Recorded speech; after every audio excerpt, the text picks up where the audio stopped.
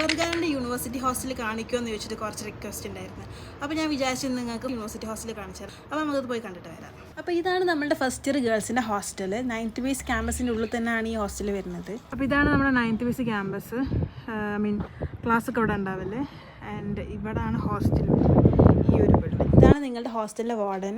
ഇവരായിരിക്കും നിങ്ങളെ അറ്റൻഡൻസ് ഒക്കെ എടുക്കുക, അതായത് സമയത്ത് ഹോസ്റ്റലിൽ തിരിച്ചെത്തിയോ, അതുപോലെ തന്നെ നിങ്ങൾ റൂം വൃത്തിയാണോ എന്നൊക്കെ നോക്കാൻ വരും. ബെഡ്റൂംസിലേക്ക് വരുമ്പോൾ നമുക്ക് 4 ഷെയറിങ്ങും 3 ഷെയറിങ്ങും 6 ഷെയറിങ്ങും റൂംസ് വരുന്നുണ്ട്. നിങ്ങൾക്ക് ബെഡ്ഷീറ്റ്, പില്ലോ കവർ, കംഫർട്ട് എല്ലാം ഹോസ്റ്റലിൽ തന്നെ പ്രൊവൈഡ് ചെയ്യും. അതുപോലെ തന്നെ സ്റ്റഡി ടേബിളും ഉണ്ടാകും. എല്ലാ ഫ്ലോറിലും ഒരു കോമൺ കിച്ചൺ ഉണ്ടാകും. അപ്പോൾ എന്തെങ്കിലും നിങ്ങൾക്ക് കുക്ക് ചെയ്യാൻ ആഗ്രഹം ഉണ്ടെങ്കിൽ അവിടുന്ന് കുക്ക് ചെയ്യാവുന്നതാണ്.